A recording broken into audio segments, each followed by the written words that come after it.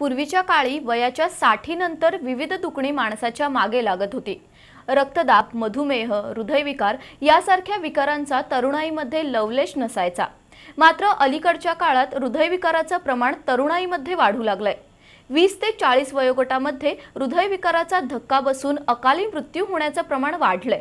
त्यामुळे हृदयविकार हा संपूर्ण जगाच्या दृष्टीने चिंतेचा विषय बनलाय। हृदयविकाराबाबत जनजागृती करण्यासाठी आजचा दिवस जागतिक हृदय दिन म्हणून साजरा केला जातो।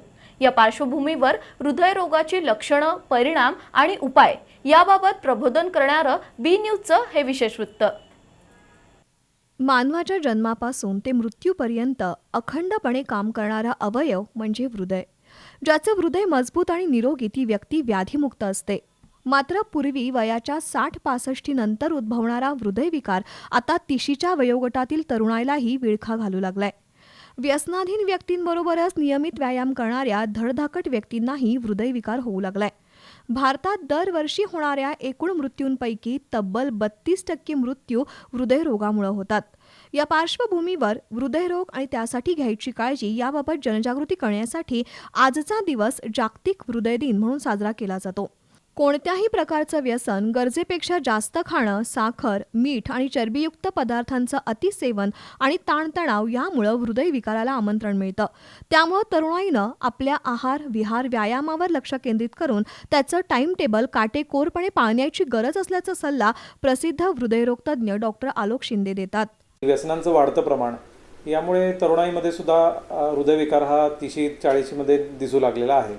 तर ज्यांना आपल्याला हृदयविकार होण्याची शक्यता आहे असं वाटतं त्यांनी साधारणतः तंबाखू किंवा तंबाखूजन्य पदार्थांचं सेवन हे टाळलं पाहिजे, त्याचा वापर टाळला पाहिजे। स्मोकिंग हे वाईट आहे, प्राणघातक आहे, ते बंद केलं पाहिजे आणि तंबाखू कुठल्याही स्वरूपात ती वापरली नाही पाहिजे।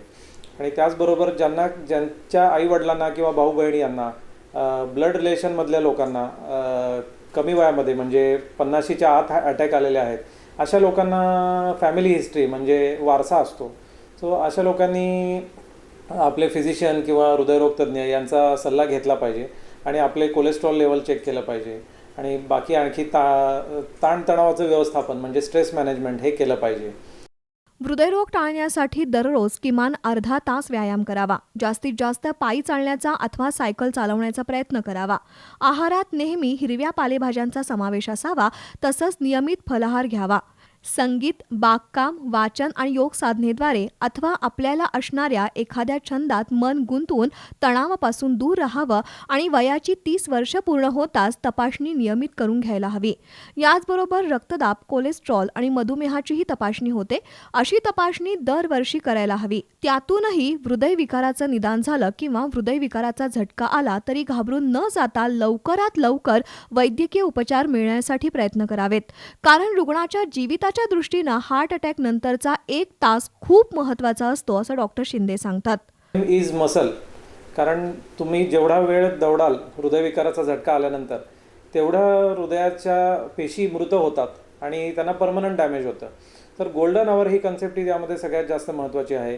हृदयविकाराचा मोठा झटका आल्यानंतर, मेजर हार्ट अटॅक आल्यानंतर 3 तासाच्या आत जर त्या पेशंटला रक्ताची गुठळी विरघळण्याचं इंजेक्शन मिळालं किंवा अँजिओप्लास्टी जर होऊ शकली तर त्याचा मॅक्सिमम बेनिफिट होतो।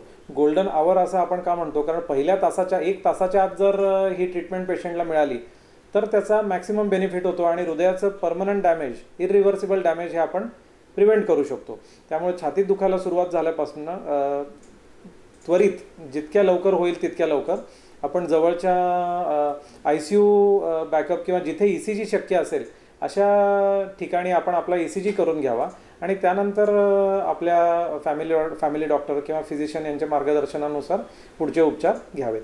अलीकडच्या काळात हृदयरोगावर आधुनिक तंत्रज्ञानानं उपचार करणं सोपं झालंय। विविध प्रकारच्या उपचारांद्वारे रुग्णाचा जीव वाचू शकतो असं डॉक्टर शिंदे सांगतात। म्हणजे जिथे बायपास करावं लागतं तिथे बायपासच करावं लागतं। म्हणजे फॉर एक्झाम्पल एखाद्या ठिकाणी जर कॅल्शियम जमलेला ब्लॉक असेल, वेड्यावाकड्या रक्तवाहिन्या असतील आणि 2 किंवा 3 पेक्षा जास्त ब्लॉकेजेस असतील आणि जी ॲनाटॉमी आहे म्हणजे रक्तवाहिन्यांची रचना आहे ती अँजिओप्लास्टीला सुटेबल नसेल, फेवरेबल नसेल, तर अशा ठिकाणी बायपास हाच पर्याय आहे। त्यामुळे मुख्य रक्तवाहिनीमध्ये ब्लॉकेज असेल. पण आता अशाही काही टेक्नॉलॉजीज आलेल्या आहेत की ज्या आणि नवीन साधनांचं शोध लागलेला आहे. त्यामुळे आपण कॅल्शियम असलेले ब्लॉकेजेससुद्धा आपण बिना बायपास आपण ट्रीट करू शकतो. जसं की ड्रिलिंग करणे किंवा रोटा ॲब्लेशन आणि क्रॉनिक टोटल ऑक्लुजन अशा म्हणजे कॅल्शियम जमलेले ब्लॉक असेल तर त्यामध्ये वेगवेगळी साधनं वापरून ते ब्लॉकेजेस ओपन करणे आणि बायफर्केशन अँजिओप्लास्टी म्हणजे रक्तवाहिन्यांची बायफर्केशन जिथं होतं अशा ठिकाणी ब्लॉकेज असेल तर पूर्वी अशा स्वरूपाची अँजिओप्लास्टी होऊ शकत नव्हती. पण आता त्यामध्ये सुधारणा झालेली आहे आणि अशा स्वरूपाची अँजिओप्लास्टी पण आपण करू शकतो. एकूणच हृदयरोग टाळण्यासाठी हलका आहार, ताणतणाव विरहित जीवनशैली, नियमित व्यायाम आणि वर्षातून एकदा आरोग्य तपासणी हे सूत्र अवलंबण्याची गरज आहे, यात शंका नाही. बी न्यूजसाठी कॅमेरामन राहुल जगतापसह ताज मुल्लाणी.